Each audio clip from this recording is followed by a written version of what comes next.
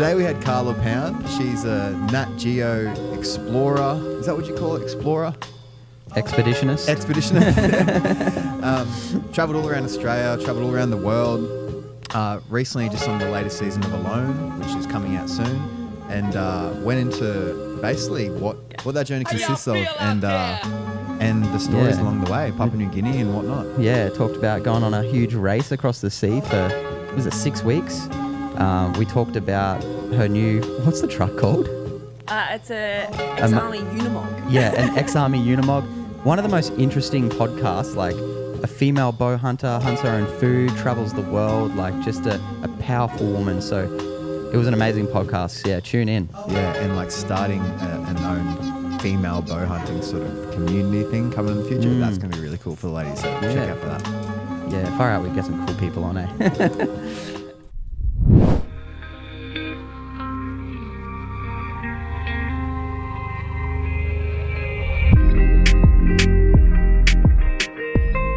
Welcome to the Corrective Culture Podcast. Today we have Karla Pound. Karla in the wild. Welcome. Hello, thank you. Yeah, how's the rig at the front? That unit of a car you got. That thing's zombie apocalypse style shit, you know? Yeah, it looks like a doomsday prepper.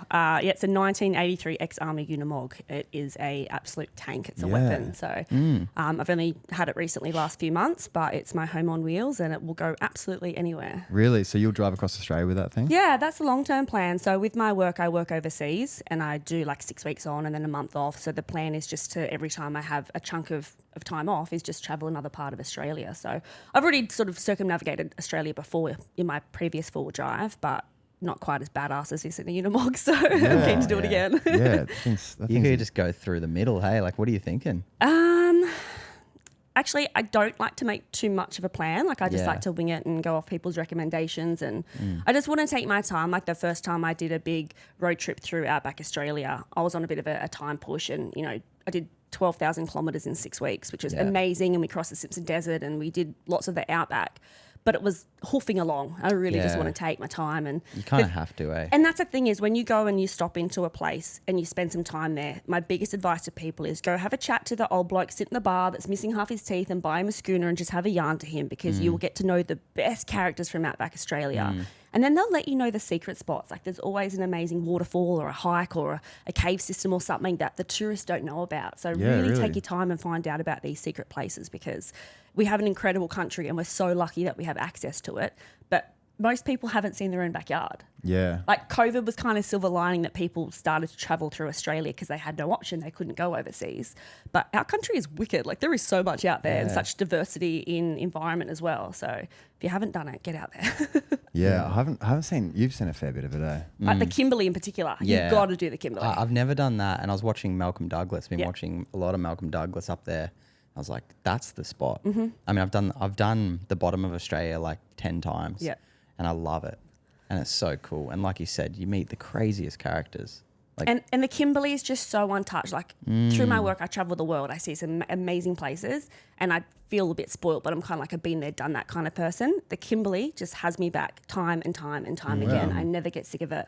It's just the last frontier of Australia. It's so raw, it's untouched, it's rocky escarpment, waterfalls, crocodiles, the Indigenous artwork. Like it's just no infrastructure. Like it's just untouched. It's just raw. Wow. Yeah, you got to go. Let me take you. Yeah. Jump in the Unimog, I'll take you. Yeah, I was saying that to my buddy the other day. I'm like, that's where I'm drawn to for my next trip, I think. Do it. We'll have a chat about it. I'll let you plan your trip. But yeah, I know. epic. It's like, but how would you do it as like, you know, like not having a doomsday prepper vehicle? Like, would you just like, is there places to stay or do you get a troop in, you know, hire it or? To be honest, I've seen most of Outback Australia out of my Hilux with its swag rolled out on the ground. Yeah, like cool. people think that you have to have a whole lot of cash to travel through the Outback. That's only if you're staying in the accommodations, but it's better to be parked up next to a river and, you know, see the real authentic wild out there. And I'm a female that travels on my own. Like it's a safe country. Like there's a couple of places that you'd be slightly more careful. Yeah. But just rough it. That's part of it. You know, you can go to Bunnings and buy your gas canister cookers and, you know, have some meat and an esky and make sure you've got plenty of water. Obviously prepare somewhat, but there's enough towns and stuff that you can pass through that you can top up whatever you need. Yeah. But you just don't have to be as well equipped as people think. Yeah, fully. roughing it's half the fun. I know. Says me with a giant Unimog that's no longer roughing. Yeah. You'll have to have a look inside. Yeah, it looks comfortable It's now. so crazy. It's so cool. And what do you do for work? So I'm an expedition leader. Okay. So I mostly work for National Geographic. So we have expedition ships all over the world. I've spent the last 2 years working in the South Pacific. So I do Indonesia, Papua New Guinea, French Polynesia, New Zealand, like Fiji, that kind of region. So my demographic is generally Americans for the most part. And we take them, if it's tropical, snorkeling, diving, hiking, kayaking, lots of cultural experiences because it's Nat Geo. The cultural experiences are wild. Like they're very in-depth.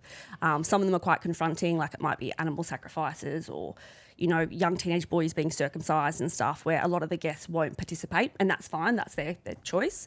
But like you just can't get access to this kind of stuff. So generally our expeditions might go for anywhere between 10 days and 25 days or so, depending where in the world that we are.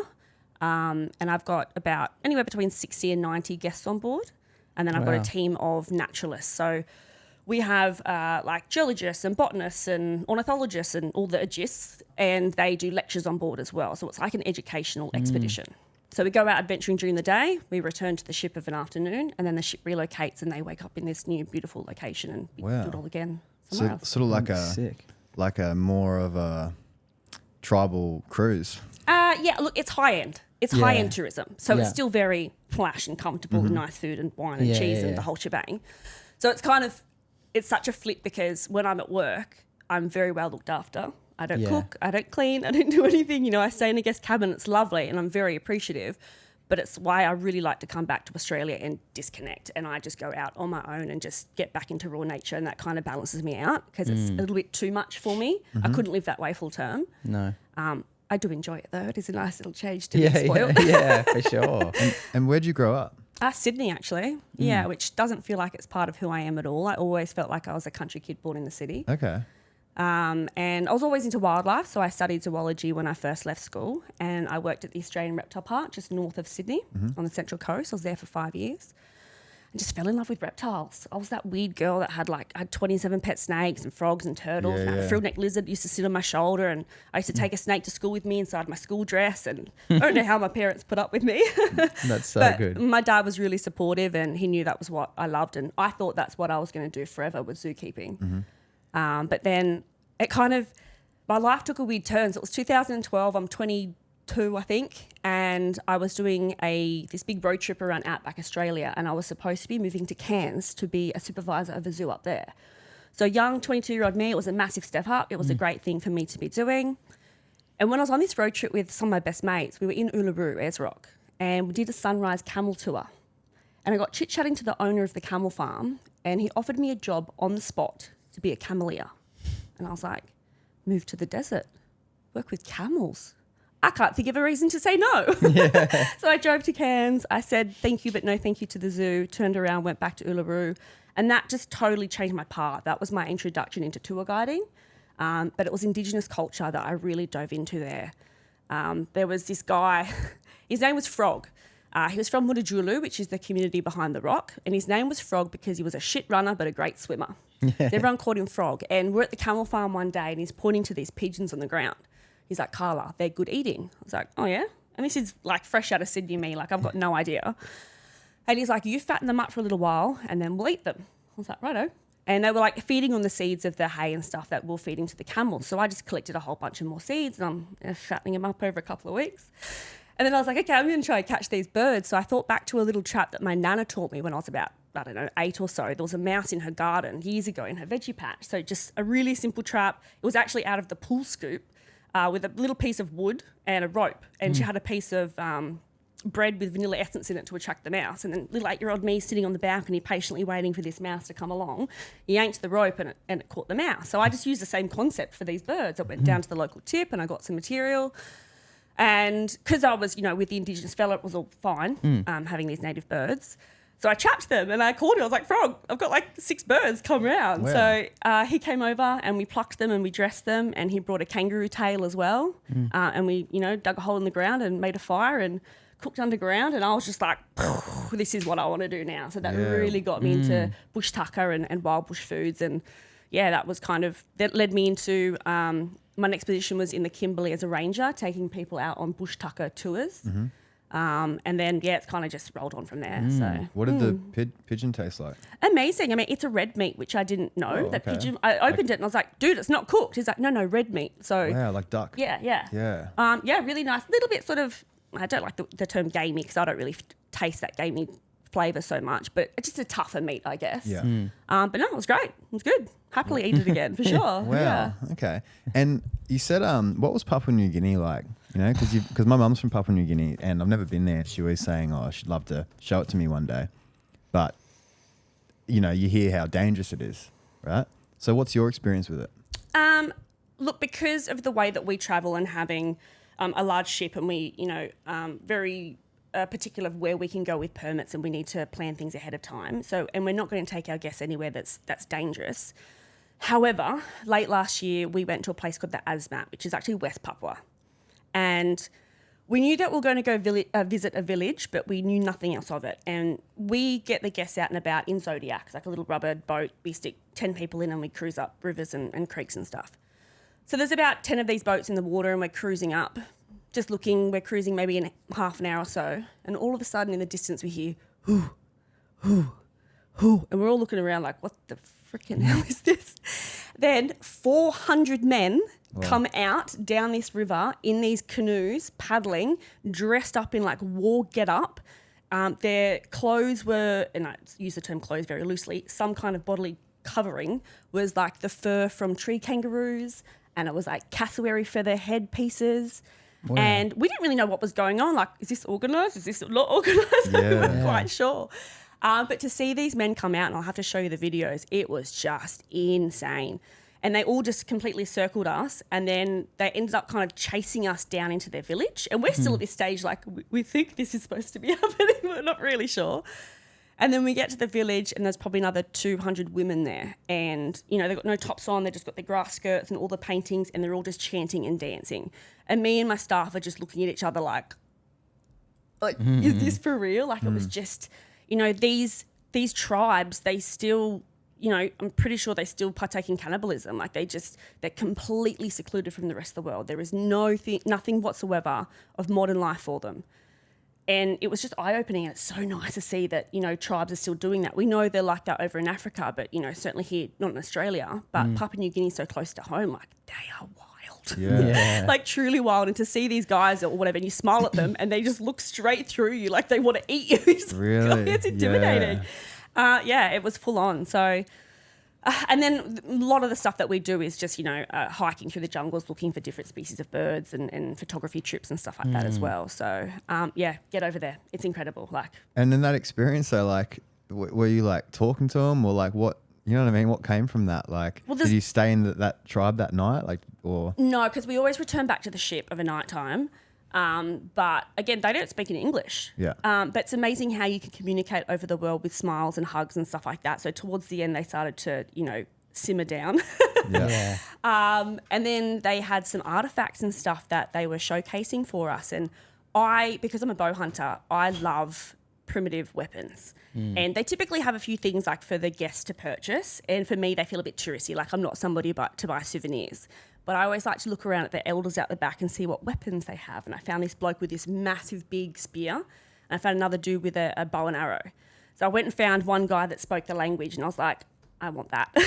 So I went and introduced myself to the elder. And they were like, no, we're not selling. Like, we use these for hunting. Like, they hunt the cassowaries and stuff. I was like, I know. That's why I want it. Like, it's authentic and it's real. So, they named their price. They ended up giving them some cash for it. And they're stoked because, the money goes a long way over there. And then I have the fun part of trying to get it back into Australia. Yeah. Customs have been great. Like I always just declare everything that I have and they check it over and they don't see any bugs or anything in it. And they've never said no to me. Not yet, touch wood.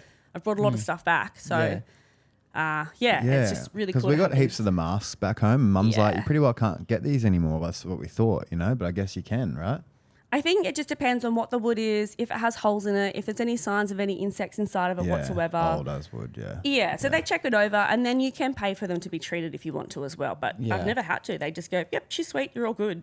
And I'm like sweating bullets while I'm in there like, please let me have it. Like, not about the money. It's just so unique to own something like that, to visit the tribe and to have something from the elders in the tribe as well is just wicked. So yeah, I love it. Wow, what a place. Yeah, you got to go. It's amazing. Yeah, because they call it, what do they call it? The Forgotten Kingdom or something like that. Like, because I think it's one of the really untouched places in the world, isn't it? In regards to the jungle. Yeah, in totally. regards to species, like they find new species and stuff. Constantly. Which is, I saw a photo of a frog with horns and stuff. Yeah. Like, and I'm like, whoa, like, no one goes there because I guess it's such a big trek and it's like away from America. And these are the people that are doing all those sort of things generally. And it can be potentially dangerous. Like Port Moresby can be pretty shady, but you just got to pick your times and do your research and don't put yourself in a silly situation. So Yeah, because how there's the mines is big over there, right? So the same as the mines here, people go work in the mines there. And I used to be a scaffolder. So I have a mate that used to go over there, and he goes, when he was there, one guy had a white guy had a watch on, and he had his arm hanging out there. It might have been a Rolex, hanging out the edge of the car, and someone just macheted his hand off to get the watch. And he goes, there'll be machete wars and stuff in the shops. And he goes, and we have to sign a thing, like if we're driving at night and we hit a pig, we have to drive straight to the airport and jump on a plane and leave, because if whatever tribe finds you from their pig they've fattened up for months for their big ceremony, whatever, and you're the one that's killed it, he goes, you just don't stop. Because you're not even meant to stop. You're meant to just go to the airport and then leave, and they get you out of there. wow. Which is wild, right? Yeah, that's a little bit intimidating. Yeah. No, I have not had those experiences. Yeah, Mine's all been pretty positive. So. Yeah, that's great. That's great. And with all this travel and amongst all this, I guess, bush food, how have you found your health in regards to like eating this stuff, like any parasites or things like that? Because I know Adam had heaps of worms and whatnot when he did the cleanse. Have you had anything like that? Look, I've been on this sort of healing journey with my gut and stuff for a few years. So I've done your parasite cleanse twice. Oh, cool. I didn't actually find anything, which I was disappointed. I was hoping to. So I generally try and do a cleanse after I've come back off the land. This is the second sort of survival thing I've done recently in the last maybe 2 years. So I kind of wanted to see something. In saying that, I don't know how well I rifled through my business. I think maybe I need to go through with a fine-tooth comb and find some stuff. My biggest issue that I've got with my gut health is overuse of antibiotics because of the places that I go in the jungles and malaria. Doxycycline is what the doctors always prescribe as your malaria prevention, which these days I don't take, but I didn't know any better years ago. So I took course after course after course and just destroyed my gut flora so badly. I ended up having a candida overgrowth. I had leaky gut. So I've been on this journey now for probably 2 years, like really high on bone broth, glutamine. I did a cleanse. It's called Fixed Biome, which is just a whole bunch of natural stuff from the States. And most people do like a 6 to 8 week cleanse. I did it for 2 years. Wow. Like I was super consistent with it. And the company was good. They gave me 50% off because I was using so much of it. And I definitely saw improvements. But I'll start to get my health back on track, and then I'll go and do another big stint somewhere where I lose a bunch of weight and, put my body through stress. And I come out of it feeling okay, but then coming back into the real world and trying to eat normal food again, I struggle. And that's why I try and go mostly carnivore as much as I can these days. I'm hard with carnivore for like 3-4 weeks, and then it gets too hard. And then I relax it and I do berries and avocado pretty much. Yeah, but for me, like, definitely the parasite thing, I thought I would have had more because I've eaten some weird shit out there. Like, when I was in the jungles of Malaysia, I was eating these giant land snails, and we were starving. Like, we had no food, and I went out and found these big snails, and I boiled them up and then diced them and fried them, and they were really chewy and rubbery, but amazing because I was so hungry. And I was like, guaranteed I'm going to have some kind of parasite in my gut. But didn't. The only thing that I got from that Malaysian one in particular was ticks. I had a tick in my ear and I had a tick on my butt cheek. And even though they were removed and there was nothing left there, the toxin was still in my skin. Over a year later, the one on my butt cheek kept getting irritated. I had to have it surgically removed, and there's still one in my ear. There's nothing physically there, but every maybe a month or two it flares up, and I can't get anything cut out because it's my ear. They have to cut a chunk of my ear off, or at least my butt cheek, there's flesh there, So Yeah, that was the worst thing. And I still get that toxin. It's now been over 2 years and I Wow. still get a flare up from the toxin from the tick in my ear as Yeah, well. well, people get Lyme disease and stuff from Yeah. from like when they're kids. Like, yeah, Yeah. that's Which wild. is not a recognised disease in Australia, which blows my mind. Oh, But, really? Yeah, apparently it's not an actual diagnosed thing in hospitals, but lots of Okay. stuff isn't, I guess. But Yeah, I've got yeah. a friend that's got Lyme disease and he's just crook as all the time, super lethargic. Yeah, because it's like when you cook things, you should be right most of the time. You know, Yeah. it's gonna kill things, but obviously Yeah. there's times that like I got parasites once. I've done the cleanse so many times, and I've only had them once, and that was because I had sushi in Tokyo. I heard recently, I was listening Yeah. to your podcast about it. So I was like, oh, okay, like the rawness is where you get it, and in raw farmed fish. And I think people don't, you know, like we're growing up, you see smoked salmon as like, oh, it's healthy smoked salmon, but you forget that every smoked salmon in all these cafes is always farmed, and it's like pink and not red, right? And that's dyed pink because it comes out as like a white meat, doesn't it? And then, and they're full of them. They're full of parasites. Like it's crazy, and it's you just don't get wild salmon anywhere, you know, besides when you buy it and cook it yourself. So I have it pretty well at least once a week now, and I feel really good with it. But yeah, I'm very aware now of like, since I got those parasites that time, like, oh, okay, this is like a thing. And liver flicks seem to be the one that everyone gets on our cleanse. You get worms, you get some tapeworms here and there, but they're way rarer. It's always liver flukes. And I think that probably comes down to fish skin. Apparently, I was talking to this parasitologist lady, and she goes, fish skin is where they breed mainly. And she goes, and you can cut them in half and it becomes two of them. Whoa. Yeah, I didn't know that shit. You know that?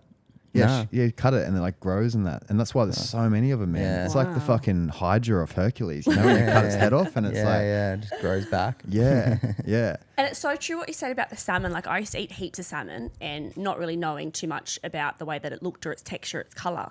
And then I order all of my meat and fish online now, direct from like the farmer, or I avoid supermarkets. And my dad's a big salmon eater, and every time I go and stay with my dad, I bring my salmon to him, and I'm like, look at the difference. Like Yeah. it is the stuff that I bring it's dense, it's rich in its colour, it tastes so much better, and his stuff is like soft and it's pink and it's just horrible. But Yeah. I was none the wiser as well until I saw the difference, and I was like, whoa, what crap are we eating? Oh, and like the color in vegetables. Like I got this crazy soil delivered to my house. I got to get that veggie garden running again. Actually, I let it overgrow. But this crazy soil delivered to my house, and paid a lot of money for it. And it was just like as good as it gets from Red Soil Organics. The guy's so passionate. It's called Morpheus. Makes you smell it, puts it in your nose. And he's like, look at this. And that's what you want from Yeah, I buying love soil, it. you know? And I put rocket in that. And then I'd eat the rocket and always burn my mouth. It was so dark green and strong. And everything I put in that garden was like dark color. And I was like, man, this is it. Like this is better than most of the stuff I'm getting from the farmer's market. It's from my backyard. I picked it and ate it straight away. I was like, this is the future, and I can't wait to, like, you just bought a house, to buy a house and really get that shit on point, you know, to have my my base, because I think it was so nice because rocket also regrows. You pick it and it's like regrown a few days later, so Yeah. it's something that you can always go to. So there's these foods that we can generally tolerate, and it's funny that they're the foods that make sense if we were, like pumpkin. Most people can handle pumpkin. It's anti-parasitic, and you can chuck a seed in the ground and all of a sudden the whole field's pumpkin. So there's not a lot of like effort into regards to growing it Yep. compared to these monocrop style things where it doesn't make sense in nature. If you had a tribe, I always think everything back to tribes. Like if you had a tribe, it doesn't make sense to grow that so much because it's a mission.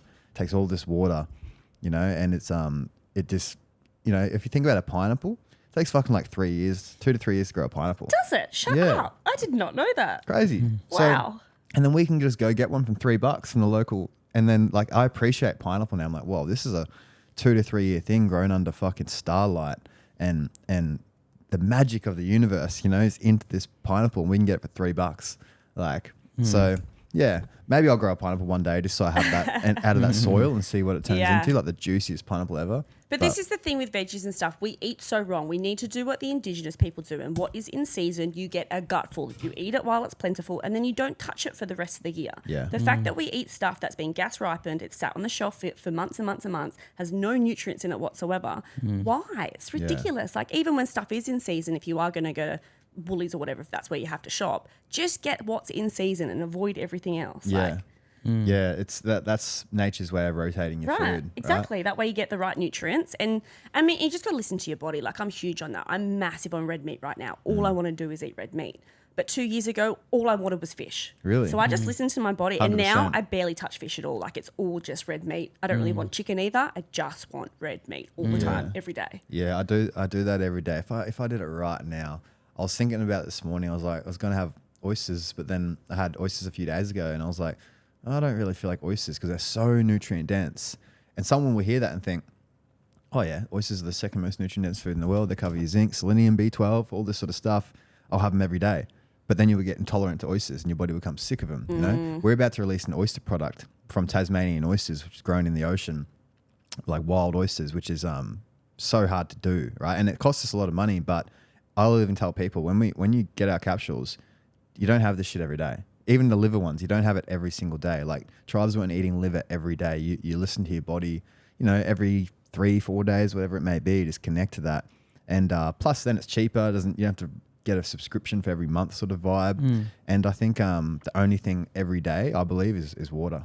Yeah. Yeah. Yeah. And sometimes Yeah, maybe even for have a break sure. of that once in a while. Like, I don't know, Yeah, fully. if you're forced to, you know? Fully, Yeah, the liver thing I've tried to get on as well. Like, I did the capsules for a while, and I've tried just to eat liver as is, and it's just a little bit too much for me. I can dabble a little bit, but every day I have liver and mince mixed together. I just buy it online, straight from the farmer. It comes, and that's what I have as my first meal of the day with an egg. Yeah. And it just tastes like mince. Yeah, like, I yeah. can't tell that there's liver in there, but I'm getting that little bit of liver every single day. It's not a huge amount, but it's in there. Yeah, I get that too. And obviously that's going to be better than any dried version Oh, of it. definitely. You know? Yeah. So it's like same. When I first got into this health stuff, I was like on that level of cutting up liver and having little square bites and having raw liver and shit. I'm like, oh, I'm lying to myself. I don't love This this sucks. shit. Yeah, just give me some capsules and I still feel it. Like when I have the oyster capsules, I feel that. I feel it's the same feeling I get when I have oysters, and it's not placebo too. Like, because sometimes I felt it and I forgot that I had it, and then I review and I was like, oh, I had those oysters again.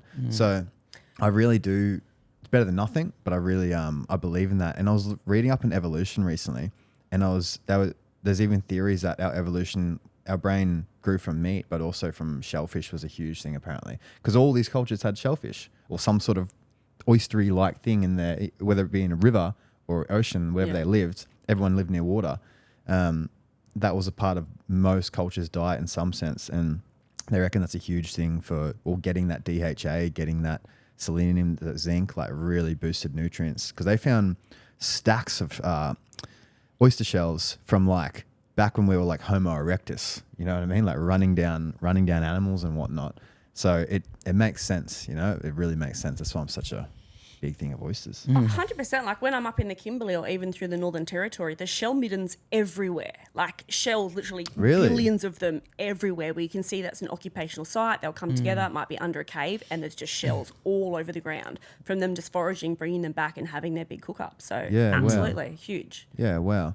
In regards to like the diet when you're out in, say, the Kimberley and whatnot for the Indigenous, what does their diet mainly consist of?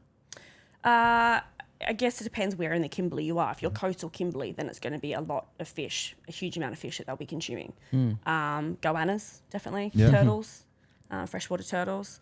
And there's tons of vegetation. Like, that's the thing that I love in the Northern Territory in particular, is like there is so much fruit and seeds and stuff that you can go out and collect. And you'd be surprised once you go out there and you know what to look for. It is everywhere. There is tons and tons and stuff.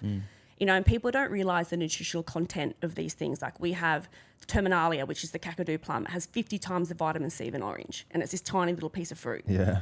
And, you know, people are cluing on to it these days as kakadu plum and heaps of stuff. But it's only been a new thing in the last 5 to 10 years. You know, Yeah, they've been yeah. doing it for 60,000 years. So, and then that's the hard thing for Indigenous people, is then when they're eating our modern diets now, like what you were saying, the veggies are so depleted in any kind of nutrients because our soil has no magnesium and everything else in it, that then their bodies are not getting what they should have and what they would have been getting from their natural diet as well. I mean, how much Indigenous people live off the land these days is, I guess, dying out somewhat. Definitely in the Kimberley and places like Arnhem Land in the NT. Like, I've got a mate that runs really remote, small-scale tours up through there, and I see his videos, you know, he'll be out with the tribe and they'll be spearing a stingray or a freshwater crocodile and bringing it back and cooking it up. And so there's definitely tribes out there still doing it, which is amazing. You know, still hunting turtles and dugong and whatnot. But they still have access to the corner store and buy normal food as well. But at least they're not losing that tradition and they're still going out there and foraging. Yeah. In some parts of Australia anyway. Yeah, I used to work out in WA. I had an Indigenous friend, and he'd get dugong and bring it in, and we'd try it, and tasted like cow that eaten seaweed its whole life. You know? True. Yeah, I've never tried it. Yeah, it was alright. It was like, I mean, it's not as good as a cow. No. You know? but it was pretty good. But the video is crazy. He's like, yeah, bro, I just go out, and he jumps off his boat with a spear and just spears this thing, right? And then they drag it behind the boat. It's savage, but it's the way it is, yeah. And then there's so much meat. He goes, I love it, you know. And he goes, I love the water buffalo. You get all that, kangaroo. But he goes, we get water buffalo that's just been drinking spring water its whole life, and that, and you get that, and you get so much meat. Like there's heaps of it, you know, heaps out there. So Have you tried buffalo? I had a friend that actually gave me a lot of it. I never ended up trying it. But It's good. So I was working in the NT years ago. I was working on a floodplain driving airboats, and I found this young, she was maybe just over 12 months, buff that her face was swollen. So I reckon that a crocodile had grabbed her and she'd gotten away, but like she couldn't eat, she couldn't drink. So I went and got my manager and I was like, can we shoot this animal, put her out of her misery? So we euthanized her and then we cut out the back straps and cut off the leg. And I made like buffalo shepherd's pie and buffalo casserole. You got to slow cook it because it's a tough meat, but it's good. Really? Yeah, it's totally good. It's amazing. And it's kind of hard now as well for me in terms of my bow hunting, because I worked with these buffalo up north, I have a soft spot for them. And even though I really enjoyed eating that buff because she was crook and had to be euthanized, and I enjoy hunting, but because I worked with them for so long, they're kind of like, I don't know, there's a little part of me that tugs at my heartstrings. I'm like, oh, but they're so cute and I like them. Yeah. It's the same thing as the bentang up there. Have you seen or heard of the bentang? So they're this Indonesian cow in Arnhem Land, and the females and the babies are this beautiful caramel colour and the males are this chocolate brown, but they've got white socks and they have white bums. They're beautiful. So they were introduced into Australia with early colonisation from Indonesia. And now you can go up there and you can hunt them. But back in their homeland in Indonesia, they're critically endangered. So we really need to be rounding them up and sending them back home over there to keep the population, you know, as much of a gene diversity as possible. But who's going to fund that? The Australian government's not, Indonesian government's not. So people go up there and hunt them, but I just can't bring myself to do it because they're critically endangered. Like in their homeland, there's not many of them around. And I've got, you know, friends that go up there and they run, you know, hunting trips, and I don't not support them. But like for me, it's just, when I bow hunt, it's eradication of feral species off the land, which buffalo are, which bentang are. They are feral. They shouldn't be there. But then there's just this little part of me that's like, oh, they're cute. I like them. What about Antarctica? What was that like? Yeah, so I just got back literally 10 days ago. Well, Yeah. It's my second time down there. Antarctica it's just like a whole nother world. Like, the very first time I went down there, and I remember getting on a Zodiac and looking around, and I just felt like a kid going to Disneyland for the first time. I was just like, what is this place? Like the snow-capped mountains and, you know, the humpback whales. Like you'd be cruising around in a Zodiac, and we're not allowed to approach the humpback whales. But if you're sitting at idle, your engine's off, and if they approach you, so be it. Like we had them within a metre away, and they're so inquisitive. And this, you know, 10 to 16 metre whale is just coming around your Zodiac and hearing their blowhole, and it's Special. just incredible. Like, because people pay to go and do whale watching all the time from, you know, Harvey Bay or whatever, and it's cool, but you're only within a couple of 100 metres. For me to be like, I can see its eye, like it's right there, like it's just insane. And then we take people on land and we go looking at penguin colonies, and they're just by their thousands, all these penguins, and they're nesting with their chicks, and they put on these courtship displays, and sometimes we don't see any wildlife. But then what we're looking at is the ice. Like sometimes we call it like an iceberg graveyard. So these massive chunks of ice get grounded in the shallow water, and then they just get stuck there. And then slowly they'll break up and erode, and they flip over, which can be pretty dangerous when we're in Zodiacs near them. But it's just these ice sculptures that you're just like, whoa, Mother Nature is amazing. Like it's one of those lifetime things you have to get to. It's super expensive to get down there. Really? Yeah. I think the average trip for 10 days is about 20 grand. Yeah. It's super exy, but it's well worth it. Like it's just, Been down twice. I'm going again in November this year. I'm going again in January. Like it's like the Kimberley for me. Like I just want to go again and again and again. And everyone that's been down there in my line of work in expedition says the same thing. Like you cannot wait to get back down there the next season. Like it's mind-boggling. Any polar bears? So this is the funny thing. People ask me this all the time. So Antarctica, south. Arctic, north. Okay. Arctic translated means bear. Antarctic, as in anti, means no bear. Ah. So the Arctic is a frozen sea surrounded by land, has polar bears. Antarctica, down south, is a continent. It's land that has ice on top of it. Yeah. Right. But people get them confused all the time. Yeah, I didn't know that. Up north, Arctic polar bears. Down south is penguins, seals, that kind of Cool. thing. I said that about Alaska the other. I was like, see any polar bears to someone? Yeah. It's actually Cindy. She's like, that's the Arctic. It's not Alaska. But I'll have some guests on my trip. Like we'll be 3 days into the trip. They're like, so when are we going to see the polar bears? I'm like, oh, darling, you've booked the wrong part of the world. Yeah. You're completely on the wrong side. They're the most fascinating animal. Oh, yeah. on I've the never planet. seen them. I'd love Yeah. to. That's cool.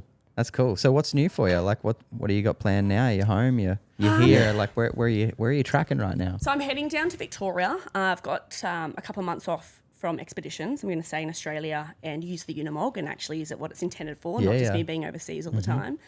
So yeah, just on a road trip on the East Coast. I'm doing some survival instructor work down there. And I then need to start some pretty intense training.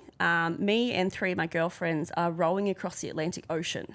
Sick. 4,800 kilometres. Whoa. So it leaves from the Canary Islands and finishes in the Caribbean. None of us have ever rowed before in our life. Oh my God. Wow, I love the lead. Yeah, so the quickest anyone's ever done it is 29 days. The longest is 147 days. It's like 10 metre swell. We're in a 9 metre boat. We row 2 hours on, 2 hours off. And in the 2 hours off, you've got to try and eat, sleep, go to the toilet, maintain the boat, bathe, whatever you can. Yeah. So What, that's through the night as well? constant. So 2 people rowing Jesus. while 2 people are off, and you just every 2 hours you just rotate and rotate and rotate. So we're hoping to do it in about 6 weeks.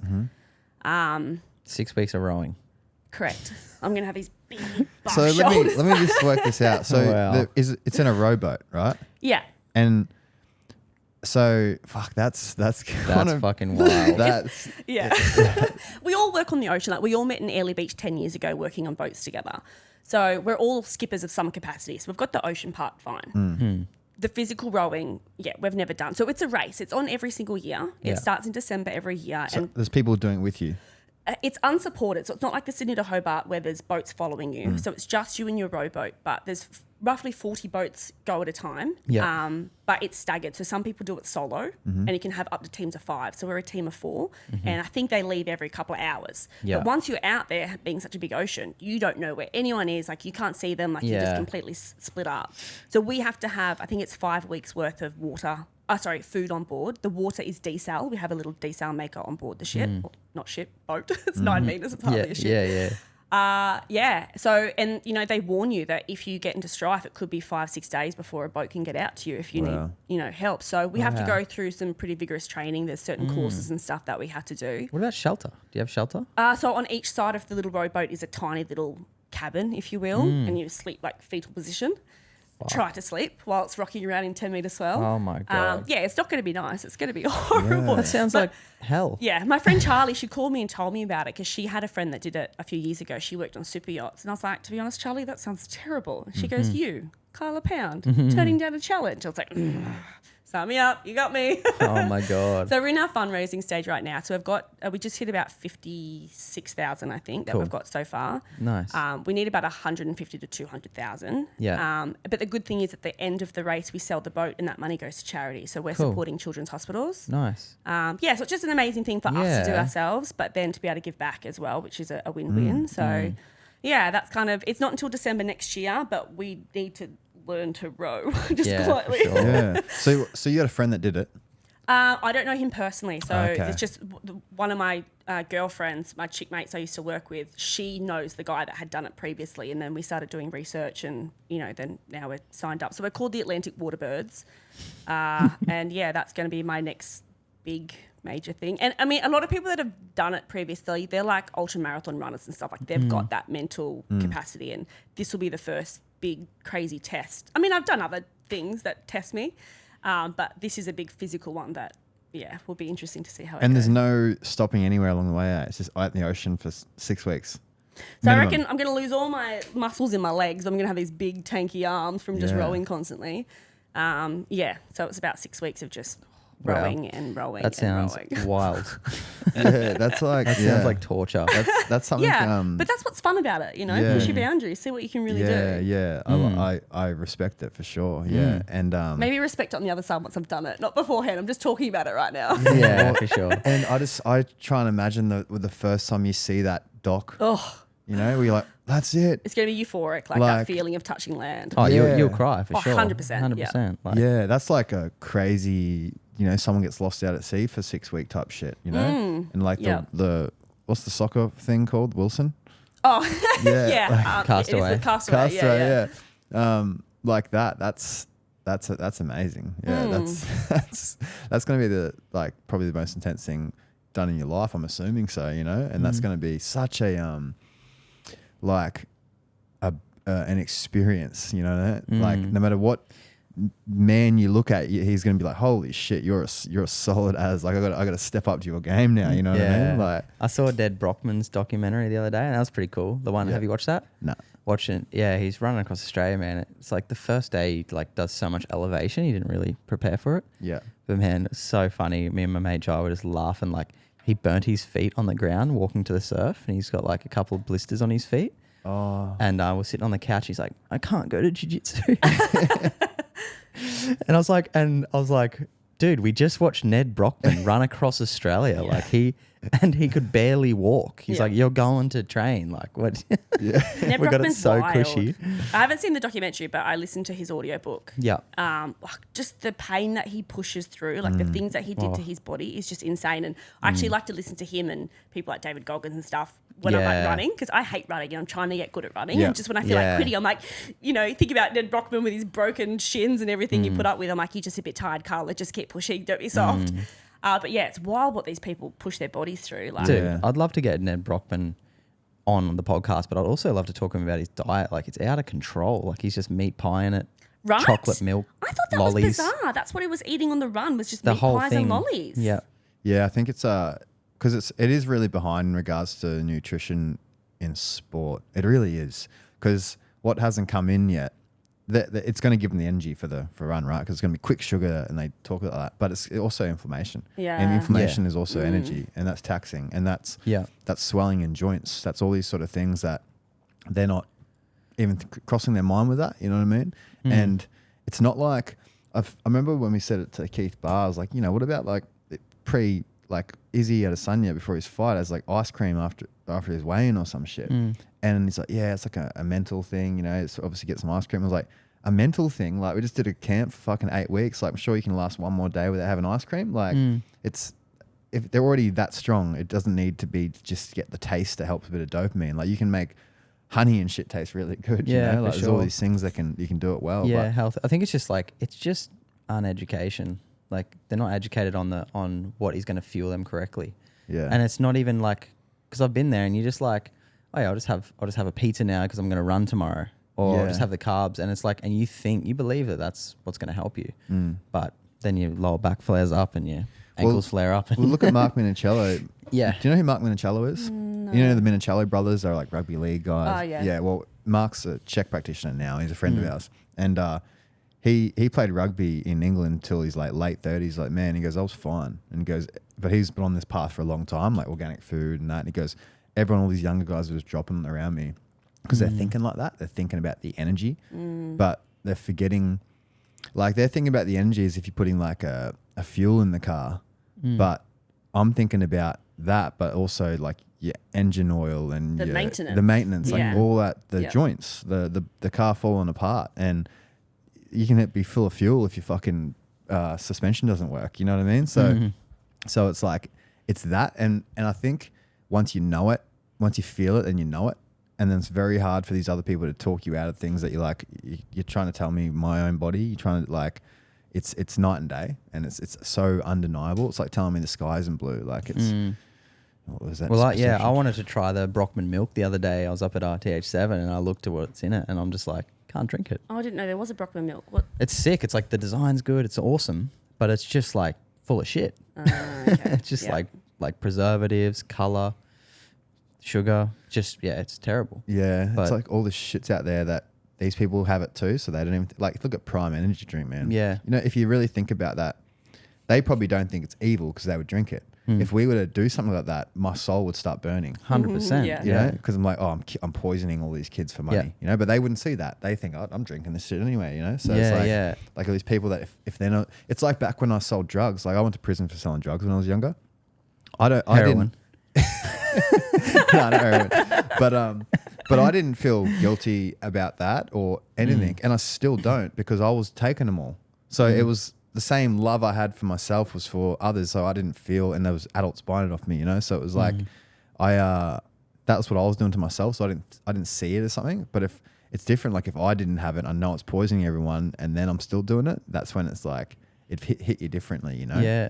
Like I even thought I was talking to my roommate the other day about, dude, imagine selling drugs like in your 30s, how sad that is. You know what I mean? How lost that is, because it's like you haven't found your thing yet. And you after this shortcut of money, when you're constantly on edge. And I even visualized myself still doing it.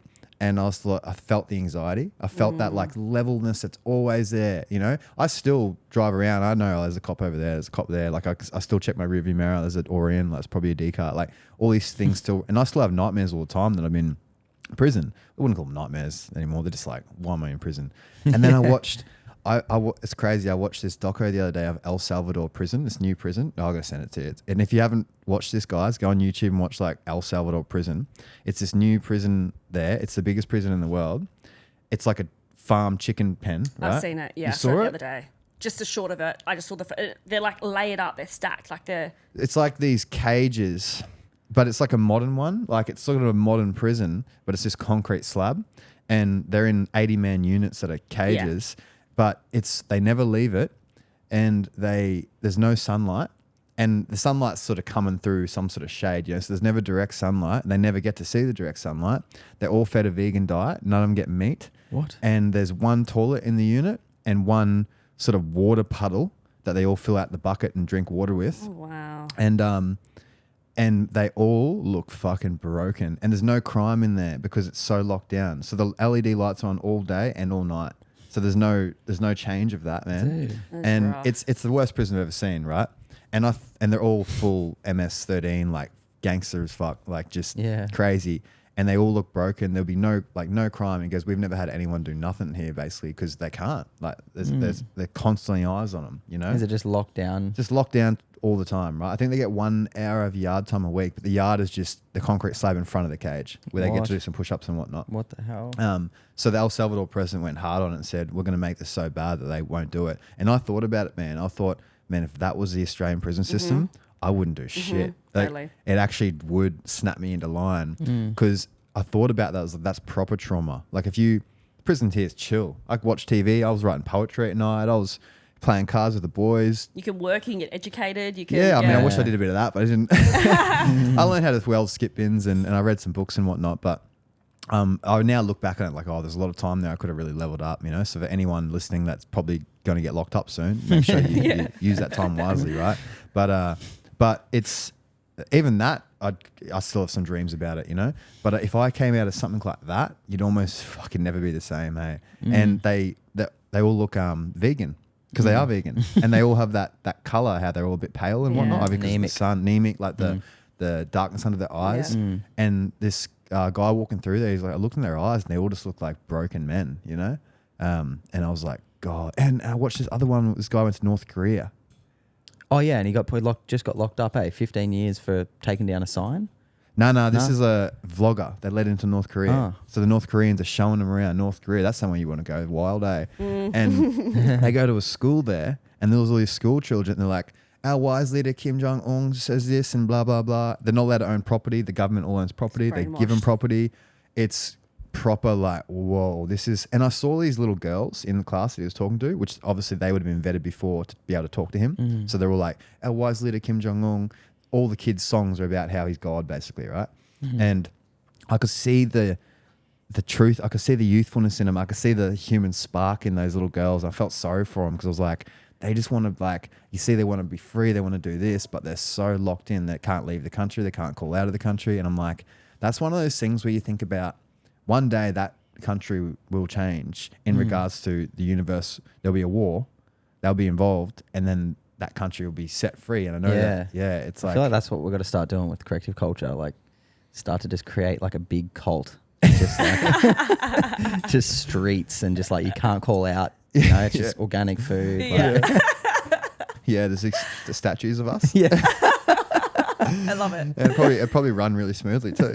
You'd be surprised how many people will sign up. I reckon you're onto the thing. Yeah. Well, we've thought about because like one day Jake and I are going to live like next to each other, whether it's a duplex, it'd be definitely two houses next to each other, you know. But I want our friends to buy in the street, so I literally want to create a street of tribe, which is just loving your neighbor, right? But like having the people you already know in there a little bit, and having a street with a tribe with a community garden, and almost making that a thing, making that at least an aspiration for people to work up to, or an intention to, so all your manifestations can work together and create that if you get clear. And then we film that life. Almost like I imagine a banner at the front of the street, you know, like, and then you walk in, this is like our street. Then if like the dogs all can go walking together, if there's like someone's got a pregnant missus and like she's got support from everyone, you know, because I look at the way a female, when she's pregnant today, it's my mum's situation, right, when I grew up. And they're just like, especially if they don't have a partner, right? Or family. Yeah. Or even if they do, actually, even if they do have a partner, but he has to go to work. He has to go to the mines. He has to do whatever, 9 to 5. So let's say they're not in a financial situation where it's like a company and they're bringing in lots of money and they got to work a 9 to 5. While she's got to raise his kids, make the food, clean the house, feed him, then feed him probably when he gets home because he's been working all day too, you know, and that's unnatural. And it looks like they're in... you know, we're in a modern world. It's a blessing. You got this big house and that, but really she's just getting depleted and depleted and depleted because these other women that you see in these tribes, they're all laughing and dancing with the children. They're in the rivers singing, you know, and they got the community of the women that can even share breast milk and whatnot. So there's a incongruency there, what is real, and that we think this is good, but it is good. You know, everyone wants their own space and whatnot, but we can still evolve. You know? I love it. That's awesome. Yeah. Are you planning on having kids in your life, or are you kind of just on your... No. I always wanted kids when I was growing up, like all through my 20s and stuff. Like I wanted to live off-grid and have property and, you know, have my own cattle and whatnot. And, you know, I was going to breed reptiles and be my means of income as a stay-at-home mum. Like I kind of had that plan. And then once I was getting close to 30, it just shifted and changed for me. And I think the main thing was I got diagnosed with PCOS. Yeah. And then that was kind of like, okay, starting to convince myself that it's okay if I don't have kids because it may not happen for me because of PCOS. And then over that probably next 2 years or so, it actually changed so I genuinely don't want kids anymore because my career was really starting to take off. I was becoming a helicopter pilot. Then I got into expedition work. And I was just like, I'm so addicted to my freedom now that I can't imagine giving that up. I mean, even relationships, I've been single for 7 years. Like, it's so hard for someone like me that lives the life that I live to... Because, I mean, I'm 36, so most dudes my age want to settle down. They want to have kids. So, like, that obviously minimises the dating pool as it is. And then if I was to, you know, get hooked up with somebody who's got kids, then I've got to change my lifestyle and who I am. But I'm this gypsy that travels around. So, like, the dating pool just gets smaller and smaller for me. So... I mean, I'll never say never. I'm 99% sure that I don't want kids. But if I did meet the right person and he really wanted them and maybe the hormones might change in my body or something where I wanted to. But I am 37 this year. Like, my clock is ticking. But for me, I just love my lifestyle so much. Like, I love the freedom where someone can call me and be like, hey, Carla, we have a position in Papua New Guinea in 2 weeks. Can you be there? Yes, I can. Do you mean I love that I can just drop and go? Yeah, that's beautiful. And I'm a really short-term planner. I don't like to plan anything long-term. Like used to be a 3 to 6 months. Now I'm probably maybe a 12 to 18 months kind of planner. And I always got a question like, is that a bad thing that I don't have a long-term goal? Like I don't know what my direction in life is. My life has been fantastic. My career has been amazing. But I think that's because I don't think long-term and I'm just so open-minded. When somebody suggests something like becoming a pilot or even expedition leader, I didn't know what that was. Somebody suggested it. I'm like, okay, let's give it a go. Like I'll do anything. So, and I kind of then still question like, is that not the best way to be in life, not having that set direction. But I was lucky enough to have a one-on-one chat with Ant Middleton. And I was having a chat to him about his lifestyle, and he's like, I think it's really important that you focus on what's in front of you. People get so stuck on their path and what their goal is that they miss the opportunities in front of them right now. And that really kind of hit me. And I was just like, well, that's kind of how I've been living my life. And it kind of just went, okay, not that I'm looking for somebody's, agreeing on my lifestyle choice is correct or whatever, because it's very different to most people's, and I'm satisfied in my own choices. But it was kind of a nice thing to hear that, okay, that's, someone who's hugely successful like him lives for the now and not for the future. And for me as well, like, I think the big thing is no one's promised tomorrow. I know that's super cliche, but I've lost a ton of friends in helicopter crashes or cancer or car accidents. And, I just want to live for now and do the things that I want to do for now, because I just don't know if I'm going to be around and I don't think I'm going to die. So, again, I'm not a doomsday prep or anything, but do what you want now. And I don't believe in dreams. I have goals and I execute them. Like the Unimog, like that was something that I wanted for a few years. I'm like, I will make a plan and I will put things in place and I will make it happen. Like I'm huge on vision boards. I'm huge on writing lists, like whatever it is that you want. And if you're ever feeling sort of lost in life, flick back to your list or your vision board and pick something and just start making steps towards it. Yeah. But I have the freedom to do that because I don't have a husband, I don't have a mortgage, and I don't have children. So I can kind of just jump around and swap and choose what I'm doing. But I don't know. I believe there's someone out there for you. And I think it'll just fit perfect if it's meant to be. Yeah. And if it's not meant to be, like, that's the beauty of like living in the now. If you can truly do that and not plan too far in the future, who knows? The universe could just align you with someone who's like, I actually want to just do exactly what you want to do. Yeah. And you'd be like, woo. I mean, I guess that's the thing as well. Like, I've got tons of family and friends that are married with kids, and they're like, don't get me wrong, I love my partner, I love my kids. But if I had my time again, I'll be doing what you're doing. The amount of times people say that, I'm like, and you're in it right now. So maybe I'm not, like, I don't feel like I'm missing out on that, because if I wanted it, I could have it. I'm choosing not to, because that's my lifestyle choice that I prefer. But again, 10 years ago, I didn't know that this is what I would be doing. It's just trust the process. Just run with it, wing it, say yes, and trust the process. Yeah, I feel like that. I'm the same. Yeah, spontaneity is like one of my big core values.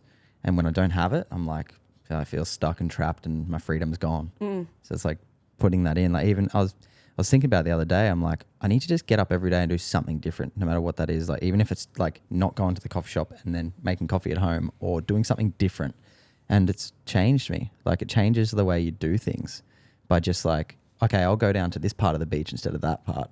You've just got to shift it a little bit. And I think if you start with the small things, the big things just fully shift as well. Yeah. I just don't know how people, like the old school way of, you're in a career for 40 years, or it's like people think that there's this invisible blueprint to life that, you finish school, you go to uni, you meet somebody, you buy your first house, you have a dog as a practice baby, then you have your first baby, then buy your second house, all 2 suburbs from where you grew up. And then you die. And then you die. And you're a good little, person, part of society that pays their taxes and pays your tolls on the road. And, there's just different things out there. To break away from the mold. And that's something that I think that I want to start going down the lines of. I want to talk to young girls. Like, you can do different things. Like, you don't have to be stuck in that one path. Break away from it. People are just scared. They're scared to make that first leap. And the biggest thing I say to people, nothing is permanent.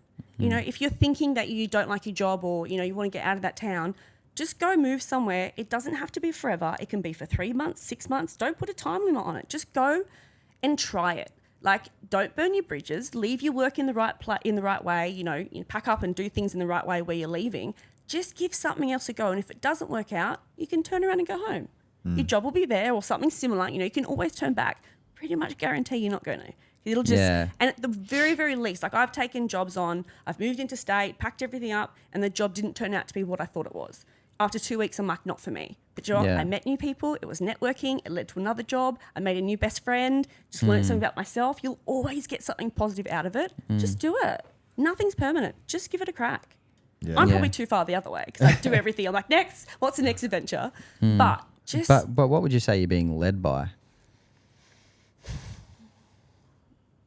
I don't know. Like, I have this constant chase of what's next. And it's not like I'm not grateful for what I've achieved. Like, I've done a lot and I'm super thankful for it. But I always feel like I could do more. Like I'm somebody who is on the go. Like most people in my line of work will do 6 weeks on, 6 weeks off. I finish 6 weeks, I come home, unpack a bag, repack a bag and go do another contract 10 days later at most. And I've been doing this for years and years and years. But I still feel like I'm not doing enough. Like I'm now writing a biography and I have all these irons in the fire, as my dad likes to call it. It's like, you've always got so much going on, but I still feel like I could be doing more. And I don't know where that comes from. I possibly think I might have a bit of ADHD going on. I'm not quite sure. I've done a few online tests and there's a few things there. I see it as a superpower. Do you know what I mean? Like I've done incredible things in my life. Same. I've lived a life of 10 people because I've got this thing of what's next and having to chase and push and more and more. So yeah, I don't know. Don't know where it comes from. It's not from my family. Like my family's not overly adventurous. Didn't grow up in that way whatsoever. From the age of 4, my parents put me into Girl Guides. So I was a governor, a brownie and a Girl Guide. So I was out camping and learning to build fires and tie knots and kayaking and abseiling and stuff from really young. So I definitely think that's contributed to who I am today.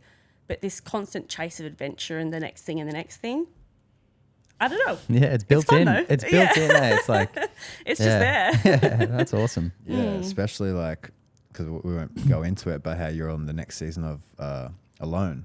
Yeah. Which is season 3, is it? Yeah, Australian season 3. Yeah, it goes to air very shortly. Yeah. So. 2 weeks time, guys. Tune in. Yeah. Yeah. Probably a week from when this comes out or something like that. Yeah. Yeah.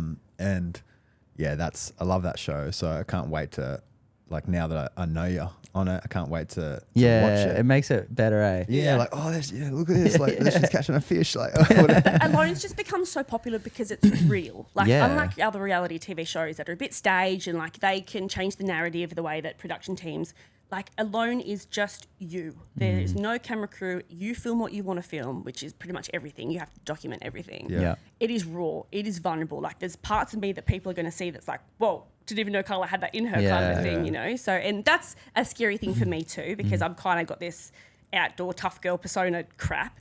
So then there's definitely vulnerable sides of me that people are going to, you know, I'm going to be sort of exposed somewhat, which I'm excited to as well. Like I'm excited for people to see the softer sides of me that they generally don't get to know as well. Only my close friends do.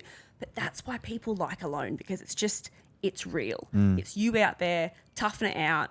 And even though it's kind of Blair Witch Project, like you're filming halfway up your nostrils half the time and stuff because you're running through the bush or whatever, it's just gone wild all over the world. Like I think it's 12 seasons in America. There's a couple of Canadian ones. There's the UK ones. It's so popular now. It's I huge. love watching people catch food, right? And I've even thought about it. I was like, imagine just doing that, but then having to like film it all. Like, was that super annoying having to, like, before you fish or whatever, you had to set up a camera or all this sort of shit? Yeah, look, that's definitely a struggle with it. And when you first get out there, you're excited. Like, I'm making a documentary. Like, you're so pumped for it. Yeah. But then after a little while, you know, when food starts to become scarce and you might be lacking energy, it can be a little bit taxing because you know that you have to go and set up your camera and walk past it, go back and collect it, and you just have to film everything. And you might not have eaten for a little while and you really don't feel like filming, but you have to. That's why you're out there to do it. But you also want to. It's your story. Like, how lucky That's that cool. we've had the opportunity to make a documentary of our time out there. Like, it's just... Oh, yeah, that's awesome. Yeah, incredible. And we'll get to keep that forever, you know. And the really exciting thing is, you know, I get to watch it with you guys. Like, the winner knows that they've won. Nobody else knows where they've placed. Nobody true. knows how all the other people, what their experience was like, what they ate, what they didn't eat. So we get to sit on the couch, like, watching it with you as well, which and is it'd be super so exciting. cool because you've just gone through it. Right? Yeah. Do you remember the winner of season 1? Remember, I think I sent you the video of her talking about her child dying. Yes. Gina Chick, the daughter Flame. Yeah. And God, what a woman, eh? She's amazing. Yeah. And like, and if you think about breaking the stereotypes of the first season, a woman beating all the guys, you know what I mean? Yeah. And did it with such grace. I know. Did it with like such, like, you know what I realized when I watched the first seasons? People start to, when they're about to give up, they start to slowly justify it to the camera and whatnot, you know? Yeah. And they're slowly, I'm not sure about this. You know, this person's gone. This person's gone. And it's not their surviving abilities so much, it's the mind. It is, It's a mental game for sure. Yeah. And then you watch like someone like her, you just see that there was never that crack. She was just like, just like almost felt symbiotic with the nature Yeah. instead So of connected to the land there. Yeah, and I yeah. think preparation and having your background or someone who's been in the wild a lot would help a lot. Because if you were to chuck me out wherever, I would be freaking out because I've never done it. Like I would be happy to do a couple days just to feel it out. But man, Oh yeah, I know on that show I'd be the guy going like, I'm just kind of missing my microwave and my hot water. Well, not microwave, I don't use them. Yeah, but like, yeah. you know what I mean? But your instincts kick in as well. Do you know what I mean? Like true. you'd be surprised how resourceful you can be out there. Yeah. Because you just revert back to nature. You just go, shit. Well, I don't have a choice. I've got to do this. I Yeah. have to find food. I have to find water. And you just work it out. Yeah. You definitely need to do a few courses before you go out there. And just see like Sneaking I'd be Pop-Tarts. really interested to see how it'd go. I Yeah. think of myself as mentally strong, but I know I'm not trained in all that sort of stuff. But I would love getting trained in it. But I'm not training that stuff either. Do you know what I mean? Like it's just, yes, I'm an outdoorsy person. I've spent a lot of time in the wilderness. But like I'm not a survival instructor, or I wasn't going in. I'm just leading down that path now. I've only Yeah. just got into bow hunting in the last probably year. Like it's Yeah. not something that I'm trained in through the army or anything like that, So again, it's just, and my caption for the show is, I'm so shocked that they actually used it, is because I said to them, I'm like, I've got skills, but I'd want to know, like, am I full of shit or do I actually know what I'm talking about? And that's the slogan that they No used to me. And I way. was like, oh my God, it's so bad. That's Like, so am I full good. of shit or do I know what I'm doing? Like, oh God. But that's real. That's vulnerable, and people love that. People love when you open up and you're real. Yeah. So I reckon people are going to love you on the show. I can't wait to watch it. Yeah, me too. I'm excited. Yeah, A little bit sick. nervous, but mostly excited. Yeah. So how do people get in touch with you if they, like want to follow your journey and, follow this big paddle you're doing? And like what's your social handles? Do you have a website? Look, I'm pretty low key. I just use Instagram. So Cool. just Karla_in_the_wild. Nice. People often say you should start a YouTube channel and stuff. But Yeah. again, I'm a commitment phobe. Like I like my freedom. I don't want to have to Yeah. do a show at 6 p.m. every Sunday and stuff like that. So Yeah. and sometimes I post a ton of stuff online. Then sometimes you won't hear from me for a little while because I'll be out adventuring. Cool. And that's what's important for me is like, I don't want to be this person that has a phone in their hand constantly or has to come home and do tons of hours of editing of videos and stuff like Yeah. that. That's not what I'm about. If I can, share my life experience and the cool things that I do with people as I'm going and it's part of just my day to day, awesome. So yeah, please do follow along.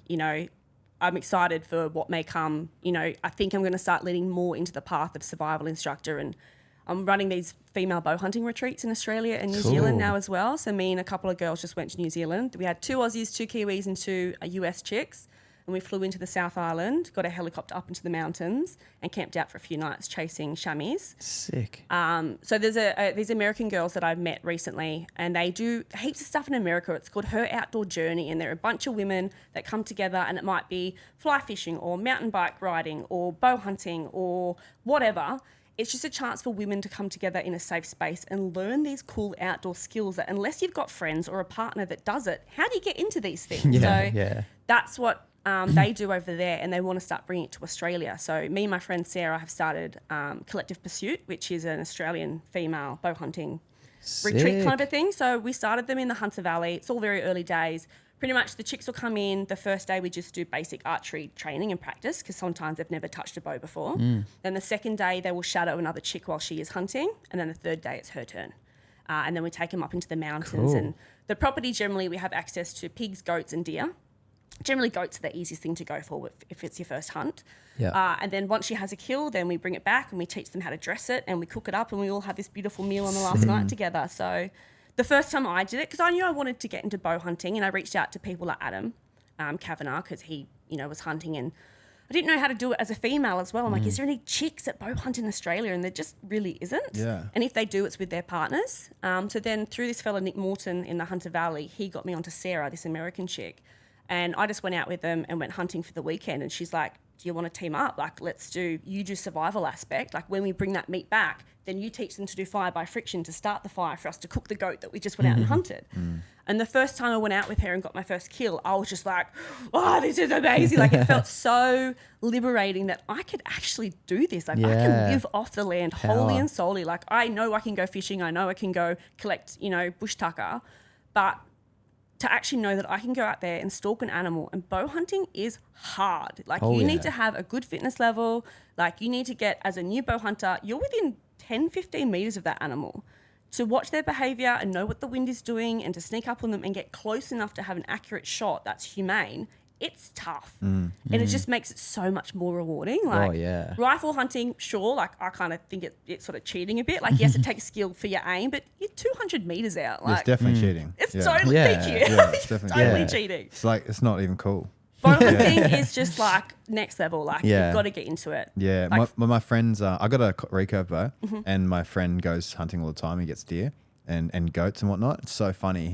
He passes out if he gets blood drawn, or like he gets all dizzy like Oh, that. wow. But he goes, I'm sitting around a fire with goat heads, like I've skinned these goat heads on my head, blood covered in blood, and he's fine with that. But when it's a needle in his arm, How he funny. just can't handle it. Eh? So I'm going to take Honey, my dog, out with him. We're going to start doing some tracking because Nice. it's in her breed. Yeah. So no matter what, I got a deer leg and hid it somewhere in the park, and she found it, and it was like different compared to giving her anything else, like because I still had the hair and that on it, and she was like almost like blooded her, you know what I mean? Because she Yeah. loves tracking. So I know that I wouldn't have to teach her. I'll be able to take her out there and say, find it, Nice. and it's just born into them, and she'll just love that. So For sure. I really, really want to do that, and we'll film that because that'll be amazing. cool. Like I reckon what's really cool content is to have a dog with them. I love it. You know, the Yeah, dog helps fully. finding it. That is sick to watch. And you realize they're symbiotic with us. One time he shot a deer out in the long grass. He goes, it ran into the grass and lost it.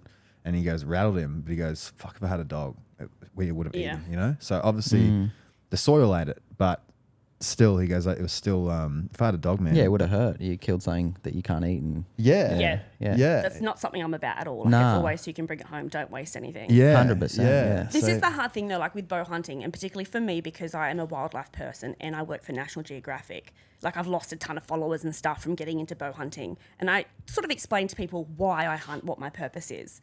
But it's been really nice because I've had blokes reach out to me. Is like, you're the perfect person to help close the gap because you're a hunter, and the way for me to hunt, again, it's invasive species. They've got to be eradicated off the land anyway. It's for food. And then because I am the Nat Geo zoologist, wildlife person, it's kind of just opening up people's minds. And sometimes people will be judgmental of me going bow hunting purely because they don't understand. And that's most things that, you know, how life goes. But for me, like, it is having an animal that the meat is wild, it is pure, it is not pumped full of hormones, it is not stressed from mustering, it is not, you know, grain fed in stockyards before it goes to market or whatnot. If you're a vegetarian or a vegan, totally fine. Sweet, yeah, You know, but if you're a understand. meat eater, you have Oh, no leg to no stand on, my way. friend. Like, No you are way. eating shit from the supermarket, Yeah. the majority of society, that is Yeah. pumped full of crap. And at least my animal lived a wild life. Like, taking this pig or this goat or whatnot, it was wild, living free, had no idea I was even there. And then once that shot's taken, 30 seconds max, gone, you know, and usually it's a lot quicker than that. Yeah. You know, if it's a good accurate shot, 10 seconds, you know, and the animal's dead. And in the where they actually come from, there's usually a wolf that's ready to eat them at the end of their life. It's not going to be a nice shot, you know. It's going to be Correct. it's going to be Yeah. Brutal way to eaten go. alive. Yeah, really, or, and they, that's or they break their leg and they suffer. Or like, there's Yep. so many. Yeah, it's crazy. and that's the reality. So yeah, there's Yeah. nothing smoother than that. A lot of them they just go to sleep. You know, if it's a good shot. So. It's still a hard conversation for people to really like indulge in, because it's like, it's death, and death isn't good. It's like, we're all dying, and so is the animals, and so is the microorganism under the soil. But like, people for some reason just don't want to look at it. They just turn a blind eye. They're just like, Yeah. oh, I'd rather just not think about it because it's uncomfortable. But like, eventually you will have to look at it. So it's like, why not look at it now? If people went to Yeah. abattoirs and piggeries and everything else, they would not Oh, eat it's the meat. fucking Do you horrible. mean? If you I've actually seen- saw what happened, Yeah. no way. Like, Yeah. I still support farming. Like, I still purchase meat, but as I said, I try and get it directly from the farmers. Yeah. I try and source it ethically. But yeah, like you said, people just don't want to know. They shut off. They just turn a blind eye because it's too much. Oh, it's psycho. I landed a balloon. You know those? What are those balloons that fly through the air? What are they? Air balloon? Like a hot air balloon. A hot air balloon. Went up in a hot air balloon. Cool. I was shooting it for tourism, and then it landed in a feedlot in Gympie.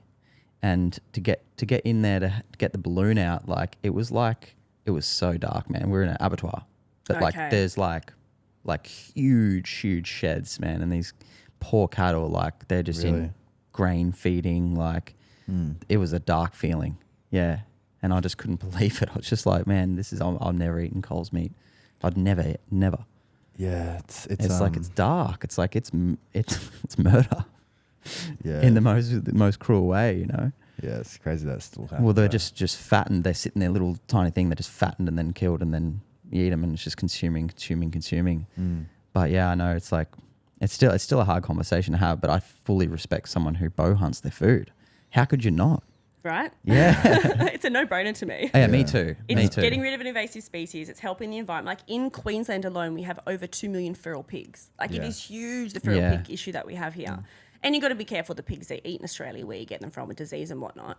But yeah, it's just it blows my mind that more people. I guess it's just the exposure. Like if you haven't grown up with it, you're not aware of it.